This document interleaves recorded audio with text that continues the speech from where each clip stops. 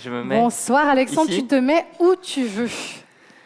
Bon, alors, on a deux problèmes. Oh là là, Pour commencer. ça commence fort.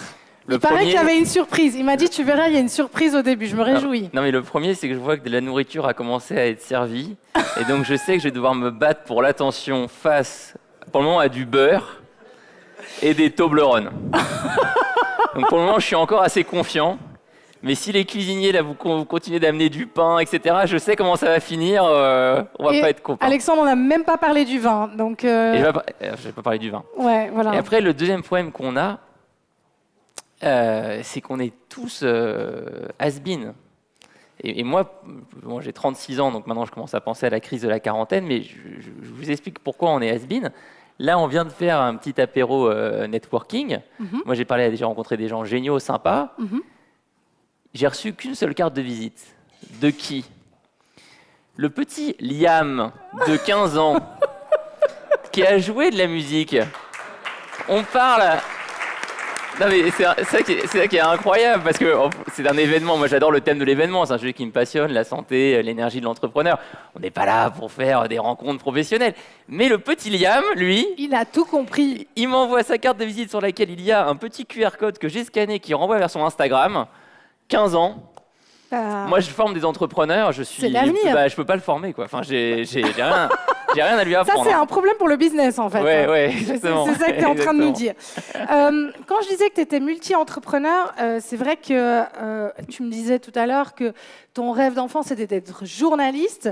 Aujourd'hui tu écris, tu as repris une maison d'édition, tu as des carnets qui s'appellent 23h59 éditions, hein, si je ne me trompe pas. Tu parles du danger des écrans, de multiconnectivité.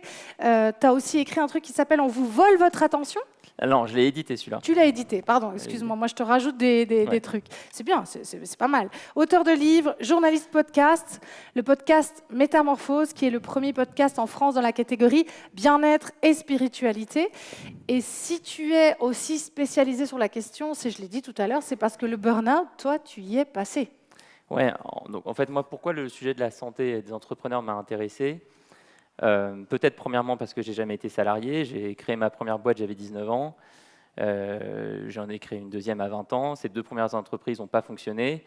Et la troisième entreprise, qui s'appelle Live Mentor, est devenue au fil des années le premier organisme de formation en France pour les créateurs et créatrices d'entreprises. Donc on forme que des entrepreneurs.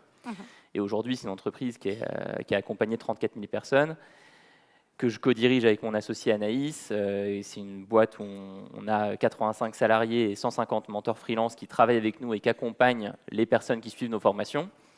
Et les formations qu'on a créées au début, ce n'étaient pas du tout des formations sur la santé. C'est des formations pour les compétences les plus concrètes dont on a besoin quand on crée et qu'on développe une entreprise, se faire connaître, savoir recruter, savoir penser son modèle économique, savoir se vendre, savoir gérer ses finances, etc. Finalement, un petit peu ce que les autres font aussi, quoi. Oui, c'est pas plus novateur qu'un autre, quoi. Alors, plus novateur au sens où, pour avoir fait des 3 plus grandes écoles de commerce de France et l'avoir payé très cher, je pense pouvoir dire qu'il y a aussi un autre problème qui est que la formation business n'est pas du tout pensée pour créer une entreprise, elle est pensée pour être manager dans un grand groupe. Et si tu apprends le marketing à HEC, avec tout le respect que j'ai pour eux, c'est très bien pour être marketing manager chez Apple. C'est pas du tout utile si tu veux fonder ton entreprise. Vraiment développer une boîte. Mais en tout cas, au fil des années, les formations se remplissant, il s'est passé 2 phénomènes. Premièrement, je me suis rendu compte en parlant avec les personnes qui suivaient nos formations que, outre les compétences concrètes à acquérir, il y avait aussi une compétence plus douce, entre guillemets, à développer, qui est cette vigilance sur mon état d'énergie, cette vigilance sur des signes annonciateurs de burn-out, cette vigilance sur des potentiels même dépression, parce que c'est aussi un autre sujet auquel j'étais sensibilisé, c'est le nombre d'entrepreneurs qui vont beaucoup plus loin que le burn-out et qui arrivent jusqu'à la dépression. Et en parallèle, effectivement, moi-même, je suis tombé dans cet écueil en 2016 une première fois et en 2018, et tout ça a débouché sur mon envie d'écrire un livre sur les causes spécifiques du burn-out chez les entrepreneurs, parce que je ne comprenais pas la littérature que je lisais sur les salariés et le burn-out. Je ne voyais pas les liens entre ça et la situation d'entrepreneur. Ça ne s'appliquait pas à ton parcours. Ça ne s'appliquait pas. C'est-à-dire que le manager toxique, moi, j'ai jamais eu de manager de ma vie. L'absence de sens, ben, j'ai créé ma boîte parce que je trouve qu'elle a du sens et donc je l'aime. Le sentiment d'être un numéro qui n'a pas d'impact, j'ai de l'impact sur ma boîte, j'en suis le boss. Mais pourtant, il y a 2 moments où je me suis effondré. Donc ça a été le début de ma réflexion. Et la manière dont j'ai fait ce livre, c'est que j'ai diffusé une enquête à laquelle 10 000 entrepreneurs ont répondu, où je les interrogeais sur leur état d'énergie, je les interrogeais sur des signes annonciateurs et je les interrogeais aussi sur le stade de développement de leur projet. Et là, c'était très intéressant de voir que le burn-out frappe les entrepreneurs pour des raisons différentes selon le stade de développement de la boîte. C'est pas du tout pareil quand tu viens de lancer l'entreprise que quand tu as 50 ou plus de 100 salariés. Alors moi, ce que je te propose, c'est évidemment, on va revenir là-dessus sur les causes spécifiques qui peuvent créer un burn-out chez l'entrepreneur. Mais moi, ce que j'ai envie de savoir, c'est quelle est ton histoire? Qu'est-ce qui t'est arrivé à toi? Donc moi, en 2016, mon entreprise ne fonctionne pas du tout. C'est une entreprise de quoi? Celle que je dirige toujours. À l'époque, j'en avais qu'une. À l'époque que Live Mentor, je n'avais pas encore la maison d'édition, je n'étais pas encore directeur de collection chez Erol. J'avais cet organisme de formation qui ne fonctionnait pas. Et je ne trouvais plus de plaisir dans cette activité. Je n'osais en parler à personne. J'avais une équipe de seulement 10 personnes à l'époque. Et je n'osais pas leur dire que je pensais arrêter. J'avais pourtant des amis à moi que j'avais recrutés. Donc là, tu as un niveau de stress supplémentaire. J'allais dire, c'était peut-être une des raisons qui faisait que tu n'osais pas leur en parler. Aussi. Et je me retrouve, le moment où le burn-out m'a complètement pété dans les dents, c'est dans le métro à Londres. Pourquoi je suis à Londres? Parce que des investisseurs veulent me rencontrer pour investir de l'argent. Et donc moi, je me trouve dans un truc ubuesque où je suis en train de pitcher la boîte pour 1 million d'euros. Et donc, quand on pitch une boîte, il faut la vendre. Mais moi, le soir, j'ai qu'une envie, j'y crois plus du tout, quoi. Et en fait, mais pourquoi tu n'y crois plus? Qu'est-ce qui se passe? J'y crois plus parce que ça fait des années. J'y crois plus parce que ça ne fonctionne pas. Et en fait, ce que je ne sais pas à l'époque, c'est que je n'y crois plus parce que je me connais pas. Et ça a été ça après tout le travail que j'ai entamé à partir de 2016, c'est de comprendre c'est quoi mon logiciel interne, quelles sont mes forces, quelles sont mes faiblesses, quelle est ma zone de génie. Il y a plein d'outils dont on pourrait parler, MBTI, Processcom, Enneagram. D'ailleurs, je ne sais pas si certains ici ont déjà utilisé Processcom par exemple. Bon, Processcom, c'est très intéressant l'histoire. Donc c'est un test de personnalité, moins populaire que le fameux MBTI, mais dont l'histoire est intéressante. Dans les années 60, il y a la NASA qui essaie d'envoyer une fusée dans l'espace. Cette fusée explose, il y a 8 astronautes qui décèdent. Donc là, la NASA, ils ne sont pas très contents parce qu'ils ont perdu beaucoup d'argent, ils ont perdu des gens, et en plus, ils perdent le soutien de l'opinion publique face à la Russie. Et donc, ils se disent, mais pourquoi elle a pété cette fusée? Et en faisant l'analyse de cause, ils se rendent compte que ce n'est pas un problème technique, c'est que les ingénieurs ne se sont pas bien parlé entre eux. Donc là, réponse à l'américaine. Le problème, c'est que les gens ne savent pas communiquer et ne comprennent pas leur personnalité. On prend un psychiatre qui s'appelle Tabi Kaler, on lui donne budget illimité, il va nous trouver le problème, la solution. Et ce psychiatre s'est associé à d'autres personnes et a inventé Processcom, qui est donc un très long test de personnalité qui se fait avec un coach et qui permet d'avoir des clés de lecture sur qui on est. Moi, j'ai lancé ma boîte, j'avais aucune idée de qui j'étais.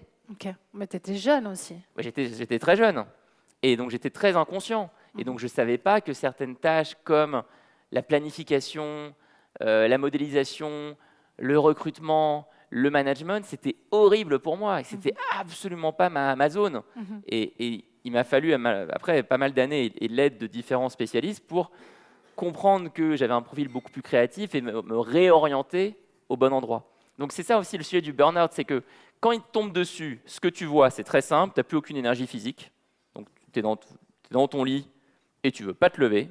Et il est ensuite 14 heures, tu as enfin réussi à te lever, tu es au bureau, tu n'as qu'une envie, c'est de rentrer chez toi dormir.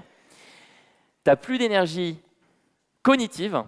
Donc, peut-être que ça parlera à certains s'ils sont passés par cette étape. Tu ouvres tes emails, tu vois le flux d'emails. Tu as l'impression d'être un singe qui est incapable de répondre à un email. Puis il y a aussi ce sentiment d'être submergé, j'imagine. Voilà, tu n'arrives plus à processer. Et tu as un effondrement émotionnel au sens où tu as des émotions qui sont négatives et tout ce qu'on a raconté tout à l'heure, la joie, etc., en parler à quelqu'un qui est en burn-out, c'est compliqué. Donc tu te prends ça, ces 3 effondrements, mais ce n'est pas immédiatement que tu vois les causes. Alors, moi, j'allais te dire, à ce moment-là, est-ce que toi, tu comprends ce qui t'arrive? Est-ce que Pas du tu tout. sais ce qui t'arrive? Alors oui, je sais que je suis en burn-out, mais je ne sais pas du tout pourquoi. La chance que j'ai, enfin la chance et la malchance, c'est que lors de ce premier burn-out en 2016, j'ai, par un éclair de génie que je n'explique pas encore vraiment, une piste de pivot de l'entreprise, de pivot d'activité. Et donc je fais un pivot d'activité qui s'avère efficace. On passe l'année d'après à 1,5 million, 2 millions d'euros de chiffre d'affaires. Donc c'est une vraie accélération. Mais par contre, je ne change absolument rien sur mon comportement. Je ne change rien sur l'endroit où je travaille. Et donc en 2018, je vais refaire un burn-out, cette fois à la tête d'une entreprise qui fonctionne bien. Ce qui est la deuxième punition, c'est qu'en fait, le premier, moi je m'étais dit, c'est parce que la boîte ne marche pas, t'en as marre, etc. Le jour où tu auras de l'argent, il n'y aura plus aucun souci. 2018, il y a de l'argent, ça fonctionne très bien, et pourtant... Mais là, je viens avec un commentaire qui revient régulièrement pour les personnes qui sont en dépression. C'est qu'on leur dit, je ne comprends pas pourquoi tu fais une dépression, tout va bien dans ta vie. Oui. C'est un petit peu la même chose. Oui, alors ça peut ressembler à ça, effectivement, pour les entrepreneurs qui se sentent mal, alors que leur entreprise, financièrement, économiquement, tourne. Mais c'est pourtant une réalité très forte. Et moi, le bouquin que tu as mentionné, que j'ai écrit sur le burn-out, j'ai Augustin Paluel-Marmont, qui est le fondateur de Michel et Augustin. Je ne sais pas si ces biscuits ils existent en Suisse. On les trouve en Suisse, bien sûr. Donc c'est une des plus belles success stories françaises. Ils ont été rachetés par Danone. Augustin m'a fait le plaisir d'écrire la préface de ce livre, parce que lui avoue aujourd'hui publiquement que il est lessivé depuis la fin de Michel Augustin, et il est dans une sorte de burn-out dont il n'arrive pas vraiment à sortir. Il se décrit lui-même comme en jachère, une terre en jachère. C'est une terre qu'on ne peut pas cultiver. Et que durant toutes ces années de Michel Augustin, qui ont pourtant été de l'extérieur succès, et ben lui, il était lessivé. C'est pas comme ça qu'il l'a vécu. Et il a aussi, et ça il faut quand même en parler, sacrifié des choses dans sa vie personnelle très fortes. Donc il y a aussi ça, c'est que quand on dit à un entrepreneur dont la boîte fonctionne bien, pourquoi tu te sens mal, parfois on le dit sans voir ce qui se passe dans la vie perso. Bien sûr. Et quand dans la vie perso, comme on l'a dit tout à l'heure, le mariage explose, les enfants explosent, moi ce qui m'a donné, un témoignage assez personnel, mais ce qui m'a donné l'élan pour écrire ce bouquin, c'est le décès de ma grand-mère. C'est quand ma grand-mère est décédée, je me suis dit, putain, tu aurais quand même pu passer plus de temps avec elle. Tu vois. Et ces années-là, tu ne vas pas les récupérer. Donc ça, tu penses que toi, dans ton processus d'entrepreneur qui vit ce burn-out et qui se dit, OK, là, il y a un truc qui se passe, il faut que je bouge, ça a été un déclic? Non, ça, c'est ce qui m'a donné le déclic 2 ans après mon deuxième burn-out. C'est vrai que moi, j'ai une chronologie, il faut suivre. 2 ans après mon deuxième burn-out, je décide d'écrire ce livre sur ce sujet. Et j'ai eu le déclic parce que ma grand-mère venait de décéder et que je me suis dit, mais ces années, justement, où tu as travaillé comme un acharné pour en plus te mettre toi en burn-out, c'est des années où tu as sacrifié du temps que tu aurais pu passer avec ta grand-mère. Donc là, moi, je veux revenir un petit peu sur, maintenant, ça c'est ton vécu, c'est ton histoire, donc il y a eu 2 burn-out. Comment tout d'un coup, un matin, tu te réveilles en te disant, OK, tu écris ce livre, mais c'est quoi le trigger finalement? C'est quoi qui vient te chercher pour te dire, OK, stop, il faut que je rebondisse? En 2018, quand j'ai fait le deuxième burn-out, alors que la boîte elle fonctionnait bien économiquement, là je me suis dit quand même, il va falloir trouver des solutions, parce que autant la première fois, je pouvais mettre le sujet sur les finances de l'entreprise, mais là, il va falloir creuser. Et c'est là que j'ai commencé à faire tout un tas d'expériences, de changements dans ma vie. J'ai parlé des tests de personnalité, des outils de connaissance de soi qui ont été d'une aide décisive. Et là, je remercie notamment une de mes actionnaires, Marie-Christine Levet, qui a créé le fonds d'investissement Edu Capital en France, et qui, après avoir fait un chèque de 3 millions dans ma boîte, m'a dit, le jour même, Alex, il y a cet outil de connaissance de soi, je te paye le test, je te paye la session avec un coach, il faut que tu connaisses la machine. Ça m'a été très utile. Et d'ailleurs, j'ai appris qu'aux États-Unis, c'est généralisé, ça. C'est un prérequis. Tous les fonds d'investissement de bon niveau le font. Ils investissent beaucoup dans les coachs, dans l'accompagnement, dans les entreprises, des participations dans lesquelles ils mettent de l'argent, parce qu'ils savent que c'est la ressource humaine la première, et donc il faut la protéger. D'ailleurs, micro-détail, mais les fonds d'investissement américains, ils vont même plus loin. Je ne dirais pas qui c'est, mais j'ai appris qu'une entrepreneuse française qui a levé 80 millions d'euros aux États-Unis, le jour où elle a annoncé à son fonds d'investissement qu'elle était enceinte, le fonds d'investissement a dit « Alors, pas de problème, on a quelqu'un pour toi, ça s'appelle une fixer. Le souci, quand l'enfant arrive, ça va être le sommeil. On te la paye, c'est 8 000 $ par mois, elle vient chez toi, elle s'occupe que le bébé fasse ses nuits. Il n'y a pas de souci. » Bon, après, voilà, moi, j'aime bien ce concept. Hein. Bah, après, quelle relation parent-enfant ça donne, j'en sais rien, mais c'est pour montrer qu'il y a une obsession de la performance qui est très claire. Il y a surtout une autre culture, c'est ça, on s'en rend compte. Et après, pour finir, pour te répondre, il y a à la fois eu une exploration de ma part sur les outils de connaissance de soi et sur le niveau de liberté qu'on a quand on entreprend pour réinventer son rôle. Et ça, moi, je le dis, mais fortement, parce qu'on est entre entrepreneurs ici, c'est la seule liberté qu'on a. C'est la seule. Mais c'est vraiment la seule. On n'a pas le choix sur le niveau d'impôt qu'on paye, on n'a pas le choix tant que ça sur les produits concrets, sur la manière dont on pense nos offres, on est beaucoup soumis aux clients. Par contre, on a peut-être une seule liberté, c'est tous les jours, on peut décider de repenser son calendrier et de dire, si moi, je veux faire que ça dans la boîte, eh ben, je fais que ça. Ça demande de l'accepter, ça demande de faire péter certaines croyances, ça demande plein de choses, mais ça a été mon premier gros axe de travail, avec des changements très concrets. Pour vous donner quelques exemples, moi j'ai une entreprise qui fait, ma première entreprise d'Alimentor fait 15 millions d'euros de chiffre d'affaires. Je n'ai pas touché au business plan depuis 4 ans, je ne me suis pas connecté au compte en banque depuis 5 ans. On a fait une levée de fonds de 11 millions en 2021. Je n'ai même pas lu les papiers, j'ai reçu le DocuSign, j'ai cliqué. Parce que toutes ces tâches-là, c'est pas celles qui t'intéressent. Sont insupportablement chiantes pour moi. J'ai 85 salariés, 150 mentors freelance, un CSE, c'est un truc avec des délégués du personnel. Je n'ai personne en management direct. Par contre, il y a tout un tas d'autres sujets que je porte moi-même. Je n'aurai jamais un directeur de la marque. C'est moi qui dirige la marque. C'est moi qui dirige les médias. C'est moi qui dirige le contenu. Alors, pour moi, tu dis deux choses. Tu dis, il faut savoir se connaître. Savoir se connaître. Bien et profondément. Et la deuxième chose, c'est il faut savoir s'entourer. Et après, il faut savoir s'entourer, il faut savoir créer des systèmes. Ça, c'est le premier sujet. Et le deuxième sujet que moi, j'ai exploré depuis 5 ans, c'est la profondeur de l'univers de la santé, de l'énergie et de la performance. On a eu quelques exemples avec les premières interventions. Mais moi ce qui m'a passionné dans l'entrepreneuriat, c'est qu'on a plein de choses à apprendre, c'est qu'on a plein de casquettes à porter, la vente, le marketing, etc. Mais je peux vous assurer que quand vous mettez un doigt sur qu'est-ce qui donne de l'énergie, le sommeil, l'alimentation, le mouvement, le rapport aux écrans, la nature, les relations avec les autres, c'est un jeu vidéo d'une vie. Enfin, personne ne peut se lasser. Ça m'a amené à devenir journaliste pour le podcast que tu évoquais, Podcast Métamorphose, qui est le premier podcast santé en France. Et donc à interviewer ce que je fais tous les mois, des spécialistes d'Alzheimer, des spécialistes de l'énergie, des spécialistes du sommeil, et donc apprendre beaucoup de choses. J'ai aussi beaucoup appris en écrivant ce livre sur le burn-out. Et là, je suis tellement passionné par le sujet que je suis en train de faire un nouveau bouquin chez Erol sur la sédentarité.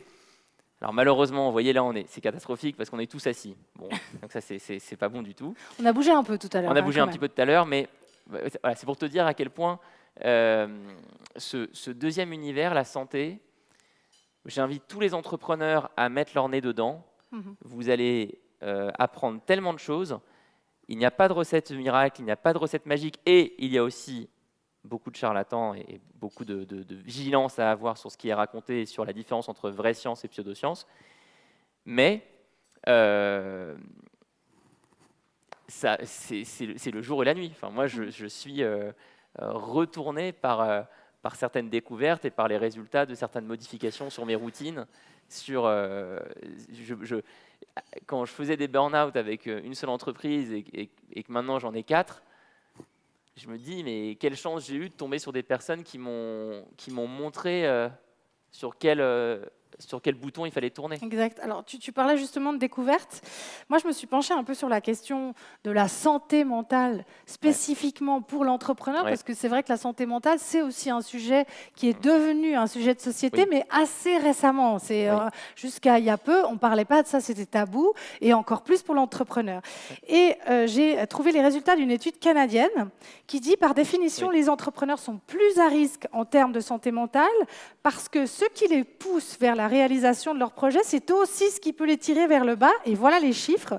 Si on compare les entrepreneurs versus la population moyenne, les entrepreneurs ont 10 fois plus de troubles bipolaires, 6 fois plus de TDAH, donc troubles de l'hyperactivité et de l'attention. Oui. J'entends rigoler, ouais, visiblement il y en a que ça concerne.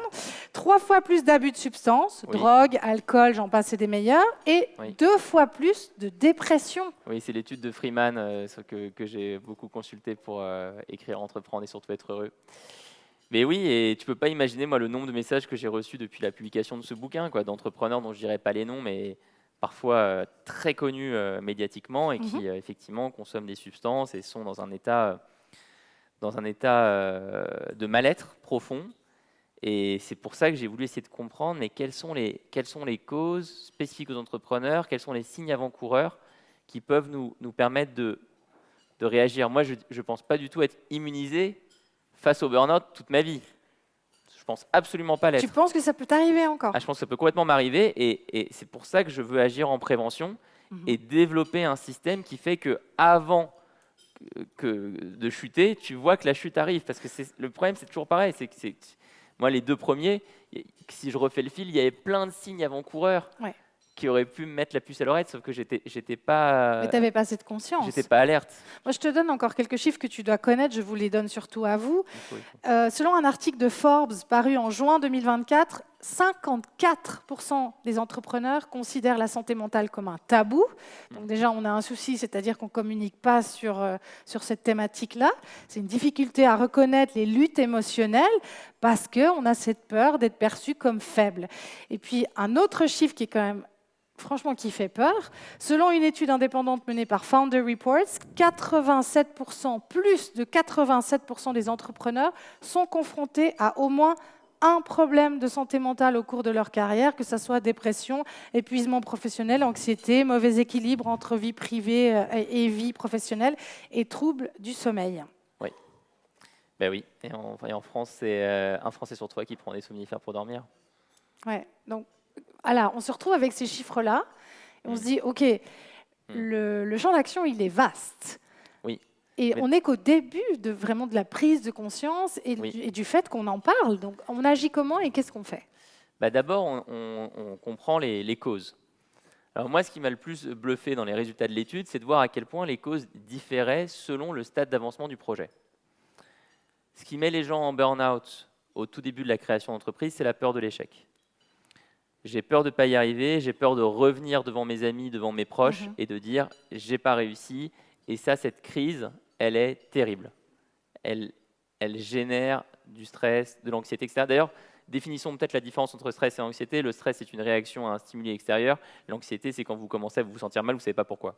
Juste pour que ça soit bien clair pour tout le monde. Ensuite, syndrome de l'imposteur.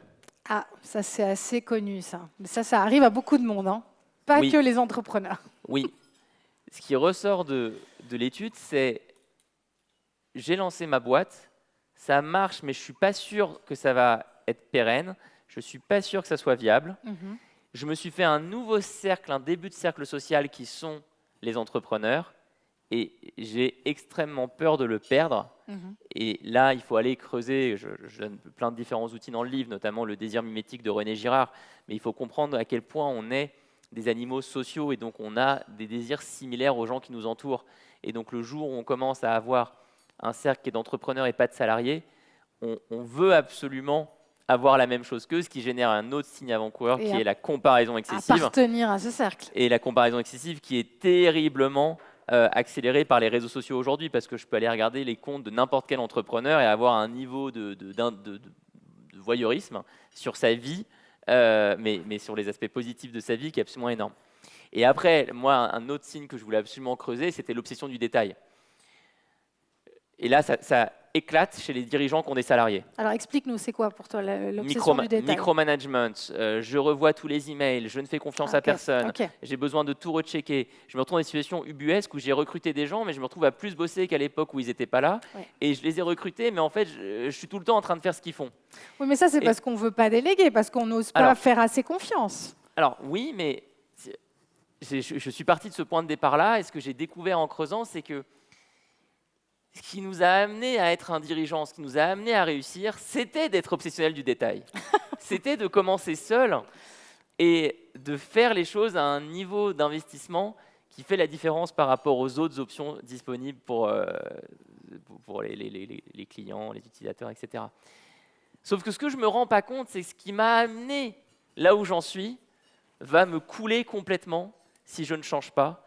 Et ce que j'ai peut-être pas aussi vu, c'est que cette obsession du détail, ça c'est une autre raison, elle vient d'une perte identitaire, ou en tout cas d'une identité qui est beaucoup trop enfermée dans celle de dirigeants d'entreprise. Tu n'as pas idée du nombre de messages de dirigeants et dirigeantes que j'ai reçus qui me disent « je ne sais pas qui je suis en dehors de ma boîte ». Ok, donc ça veut dire qu'on se conforme aux attentes des autres sur ce qu'on doit être. C'est surtout qu'on a une sorte de vide absolu sur le reste, et donc si on n'est pas en train de bosser, on ne sait plus qui on est, et donc on bosse tout le temps, du lundi au dimanche, parce qu'on ne sait pas quoi faire d'autre, parce que pour arriver au stade de réussite, de développement de l'entreprise, pour arriver au stade où on peut recruter des gens, on a sacrifié des loisirs, on a sacrifié la famille, on a sacrifié des hobbies, on a sacrifié des voyages, et donc tout ça, ça nous semble très très loin de nous. Donc on ne le fait pas, et on travaille, on s'enferme encore plus dans cette identité. Il y a là-dessus un auteur que j'aime beaucoup, qui s'appelle Herman, qui a écrit un livre qui s'appelle The Alter Ego Effect, pour ceux que ça intéresse. C'était le coach de Beyoncé. Oh. Et alors Beyoncé, elle a une histoire marrante, qui est qu'elle est née dans une famille très croyante, et donc elle n'était pas chanteuse de pop et de soul. C'était plutôt gospel. Hein. C'était plutôt gospel. Ouais. Et ça la stressait énormément quand elle était ado de chanter autre chose, mais elle en avait envie, mais elle n'osait pas. Et donc elle s'est créé un persona, elle s'est créé un alter ego qu'elle appelle Sasha Fierce. C'est vrai. Et elle se disait, lors de ses premiers concerts en dehors des églises, je ne suis plus Beyoncé, je suis Sasha Fierce. Elle a même fait d'ailleurs une chanson où elle lui dit au revoir 10 ans plus tard pour dire c'est bon, j'ai fait le deuil. Mais je trouve que c'est un exemple intéressant de comment nos identités sont multiples. Pour ceux qui ont fait un peu de psychanalyse, bon, moi mon père est psy, vous avez peut-être compris la passion pour la psychologie. Pour ceux qui ont fait une psychanalyse, peut-être que vous avez bossé avec des psychanalystes jungiens. Bon, si vous avez fait du Jung, vous connaissez un peu les archétypes. On a tous plusieurs archétypes en nous, mais l'entrepreneuriat porte le risque d'une focalisation sur un seul archétype, qui est celui d'entrepreneur. Et donc c'est intéressant si vous ressentez, vous, l'appel de faire autre chose, de remplir les autres parties de votre vie, de se dire, tiens, mais en fait, qui je suis quand je délaisse complètement cette partie-là de la boîte, qui je suis en tant que parent, qui je suis en tant qu'enfant, qui je suis en tant qu'ami, qui je suis en tant que X, Y, Z. En fait, il faut avoir plusieurs pièces au puzzle, ce qui, quand on y pense comme ça, c'est assez logique. Si on n'a qu'une seule pièce, ça ne peut pas fonctionner. Le problème, c'est qu'on a une culture entrepreneuriale qui est complètement toxique. C'est-à-dire que si vous allez sur Netflix aujourd'hui, en France en tout cas, je ne connais pas les résultats en Suisse, vous tapez entrepreneuriat, vous avez 2 résultats qui sortent. Le premier, c'est le film sur l'histoire de Facebook, qui n'est quand même pas l'histoire d'un homme heureux. Non. Et après, vous avez l'histoire de Bernard Tapie, qui est l'histoire d'un homme à la fois malheureux et malhonnête. Bon, donc c'est double peine. Et quand vous avez autant de médias qui partage l'histoire d'un Elon Musk qui dit « Ah bah moi, quand je suis allé au mariage de mon frère, j'ai pu rester que 30 minutes, après il fallait que je reprenne un avion pour aller à l'usine de Tesla. Et puis c'est vrai que j'ai passé Noël dans l'usine parce qu'il fallait bosser. » En fait, il y a énormément d'injonctions au surentraînement, en fait. Et il y a aussi toute une culture, la culture du présentéisme, tout un tas de choses sur lesquelles on ne lève plus les yeux. Et qui nous mettent dans ce piège, dans cet enfermement. En fait, la culture entrepreneuriale elle-même, elle valorise la résilience et la surcharge de travail comme condition de la réussite. C'est-à-dire que l'un ne va pas sans l'autre. Elle favorise effectivement la notion de sacrifice, de la posture très sacrificielle de l'entrepreneur. Et c'est pour ça que, bravo à Glion, de mettre ce genre de thème au menu d'une réunion de dirigeants, parce que je suis convaincu vraiment que c'est beaucoup plus important que de faire 3 heures sur comment optimiser nos coûts.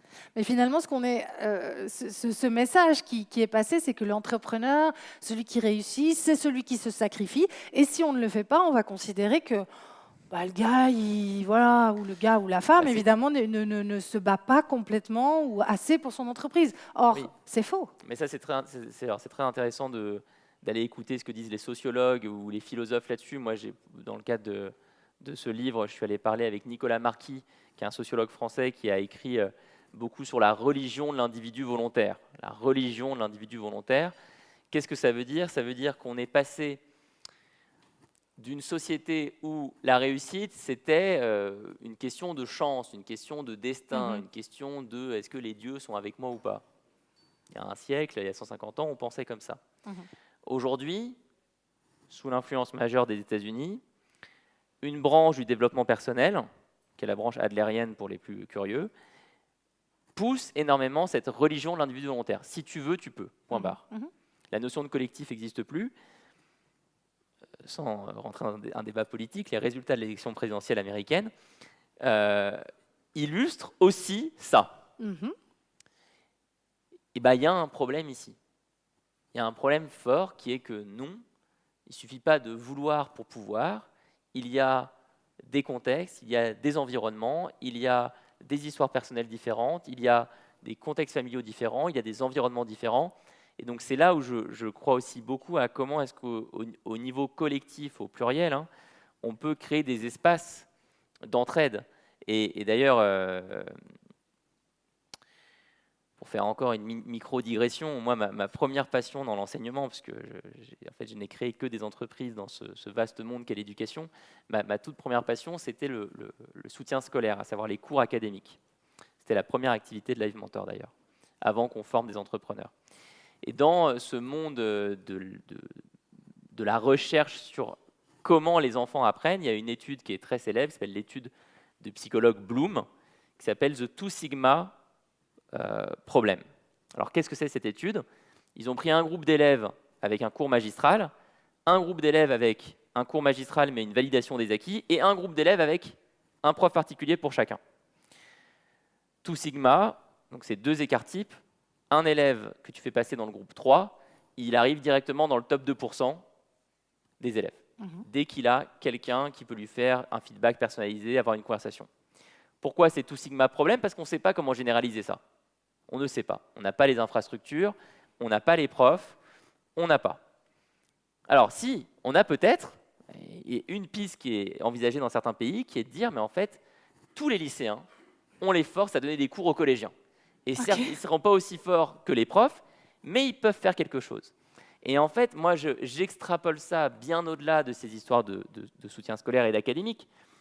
Il faut créer des espaces collectifs, Glion, je vous appelle à le faire, où entre 10, 20, 30, 40, 80 personnes, il y a ces relations mentor-accompagné, permanentes, et qui permettent de lutter contre la solitude de l'entrepreneur dont on a parlé tout à l'heure. C'est la seule manière de résoudre ce Two Sigma problème. Donc, en résumé, Alexandre, les signes avant-coureurs du burn-out spécifiques à l'entrepreneur peur de l'échec, syndrome de l'imposteur, comparaison excessive, anxiété récurrente, et notamment anxiété financière. Ça, on peut en parler un petit peu si tu veux. Obsession du détail et traumatisme de l'échec, c'est encore un autre sujet. C'est pour les entrepreneurs qui ont déposé le bilan sur l'entreprise. Il faut comprendre que déposer son bilan, c'est bien pire que perdre un boulot. C'est la perte c'est la perte d'une fierté, c'est la perte d'une création, c'est un drame potentiellement familial, c'est un drame aussi dans la perte du lien social, les réseaux d'entrepreneurs où je faisais partie, dont je faisais partie. Donc ça, voilà, c'est un point sur lequel je suis allé travailler avec des associations qui viennent en aide, notamment l'association Second Souffle, à des personnes qui ont déposé le bilan de leur entreprise. Je rappelle qu'en France, jusqu'à un passé récent, si vous faisiez faillite, vous étiez interdit à la Banque de France. C'est lourd à porter. C'est un peu lourd à porter. Et après, sur l'anxiété récurrente, il faut comprendre aussi les causes très spécifiques d'anxiété financière aux entrepreneurs. Ça n'a rien à voir d'être salarié et d'avoir la certitude tous les mois que le bulletin de salaire tombe, et d'être entrepreneur et de 1, ne pas avoir forcément de visibilité sur le salaire des prochains mois. 2, là je vais prendre des exemples français, excusez-moi, mais devoir faire des calculs sur la différence entre chiffre d'affaires, charges, impôts, et avoir un manque de visibilité fort sur quand est-ce qu'on va me prendre des choses. 3, ne pas savoir forcément quel est le bon statut. En France, on a la micro-entreprise, la SASU, le URL. Je veux dire, moi j'ai le plus gros organisme de formation pour entrepreneurs en France, je suis moi-même perdu. Enfin, c'est la vérité, je ne sais pas. On parlait avec Judith, j'ai oublié le nom, le retraite populaire. On parlait de la prévoyance. Autre signe d'anxiété financière. En France, en tout cas, pour les salariés, c'est fait automatiquement par l'employeur. Oui, pas en Suisse. Mais pour l'indépendant, alors en Suisse, vous avez aussi ça pour les salariés ont aussi de l'anxiété financière. Je suis désolé pour eux. En France, c'est vraiment très marqué la différence entre l'anxiété côté entrepreneur. Alors, est-ce que tu peux nous résumer, selon toi, quelles sont les solutions pour pouvoir venir, si pas bloquer ces signes avant-coureurs, mais en tout cas faire en sorte qu'on n'arrive pas à la catastrophe? Bah alors c'est tout le malheureusement la réponse est compliquée, c'est tout l'objet de mon livre, c'est que je ne crois pas aux recettes miracles et je crois qu'il faut faire très très attention quand on touche au sujet de santé. Donc moi, la seule chose que j'ai promis dans ce livre, c'est déjà d'avoir un regard statistique chiffré par une étude sur 10 000 personnes sur ces différents signes avant-coureurs et de les comprendre en profondeur. Là, je les ai évoqués rapidement et on peut passer beaucoup plus de temps dessus. Ça, c'est un premier sujet. Ensuite, pour chacun de ces signes avant-coureurs, je crois qu'il y a deux grands univers de réponses. Le premier univers, il porte sur l'intérieur de l'entreprise. Qu'est-ce que je peux changer à l'intérieur de la boîte, dans le fonctionnement, dans la structure, dans les systèmes, dans le lien avec les gens avec qui je travaille pour que ça aille mieux. Et l'autre univers, il est beaucoup plus personnel. Qu'est-ce que je peux mettre en place dans ma vie, dans ma connaissance de moi-même, dans mes loisirs, dans mon rapport au sommeil, dans mon alimentation, dans ma pratique sportive, etc., etc., etc. Et là, dans le livre, moi, l'approche que j'ai plutôt essayé de prendre, c'est de lister plein d'options possibles et d'inviter chaque lecteur, lectrice à tester des choses et à trouver ce qui fonctionne. Moi, j'ai trouvé des choses qui fonctionnent, qui sont très particulières. Qui sont propres à toi. Donc chacun doit trouver ce qui lui est propre et qui lui convient. Exactement. C'est-à-dire que moi, je me suis mis aux arts du cirque il y a 3 ans et demi. J'ai installé des pylônes de 4 mètres de hauteur dans mon appartement parisien. Tu fais du trapèze? Alors ça, c'était le métier de ma mère. Mais moi, je me suis mis aux sangles aériennes. C'est une autre discipline. Oui, je sais ce que c'est. Et maintenant, je fais des spectacles. Mais je ne vais surtout pas dire, je vais surtout pas aller faire des conférences et dire les sangles aériennes, c'est le remède. J'ai un ami... Olivier, qui est le patron de plusieurs magazines en France, lui, son remède, ça a été un chien. Et je me dis, mais tu te rends pas compte, Alex, mais ça me fait marcher dans la forêt 2 heures par jour. C'est exceptionnel. J'ai d'autres amis pour qui c'est les voyages, et d'autres amis pour qui ça a été un rapport totalement différent avec les enfants. Pour d'autres, c'est un déménagement dans la nature. Enfin, chacun trouve dans la sphère personnelle ce qui fonctionne, avec peut-être un point commun qui sont effectivement ces outils de connaissance de soi qui, pour le coup, sont vraiment très, très utiles. C'est là-dessus que j'allais en venir. On a bouclé la boucle. Finalement, c'est vraiment le plus important. Je crois qu'en tant que personne et en tant qu'entrepreneur en particulier, il faut se connaître. Et c'est beaucoup plus intéressant et beaucoup plus dur que connaître sa boîte. C'est ça qui est... Je veux bien croire. C'est là la subtilité. Ça va prendre beaucoup plus de temps. Alors Alexandre, ce que je te propose déjà, c'est de te remercier pour tout ce que tu nous as exposé ici, d'avoir parlé de ce sujet qui est encore tabou du burn-out, en tant qu'entrepreneur encore plus. Et j'aimerais maintenant vous laisser la possibilité pendant 1 ou 2 minutes de poser des questions si vous en avez. Bien sûr, Alexandre, tu vas rester avec nous, donc vous pourrez aussi discuter avec lui encore. Mais si vous avez des questions ici et maintenant, oui, il y en a une, on vous écoute. Tout d'abord, merci beaucoup. J'ai une question. C'est quoi la différence entre un burn-out et une dépression? Oui. Alors, il y a des critères là-dessus très clairs sur la dépression qui impliquent notamment l'isolement social, grosse différence avec le burn-out, et des pensées qui peuvent aller jusqu'à se faire du mal, des pensées suicidaires. Et troisième critère propre à la dépression, la conviction que personne ne peut comprendre ce que je traverse. Donc, c'est vraiment à distinguer. C'est pas la même chose, burn-out et dépression. Dépression, moi je suis très clair sur le fait que ça demande un accompagnement médical absolument immédiat. Ce qui ne veut pas dire un accompagnement médicamenteux. C'est important de faire la différence. Une autre question encore. Oui, au centre de la salle, on vous écoute, le micro arrive. Mais pour donner un exemple, j'ai un ami entrepreneur qui va bientôt publier un livre justement sur la dépression par laquelle il est passé et qui venait de lever plusieurs millions d'euros sur une entreprise qui sont des frigos connectés. financé notamment par Xavier Niel, et il a été interné en maison thérapeutique. Tu vois. Ça, c'est une dépression. Monsieur. Merci beaucoup Alexandra de cette présentation. C'est vrai que c'est des sujets, quand les entrepreneurs on touche et on y pense tous les jours. Tu as soulevé un concept très intéressant qui est peu connu, c'est le concept de l'alter ego. Oui. Ma question pour toi, est-ce que toi tu as un alter ego? Ben, alors, oui, mais je vais te raconter une histoire. Donc, moi, je fais mon deuxième burn-out en 2018. Je commence à découvrir un peu le grand monde de la santé. Je commence à aller mieux. Covid.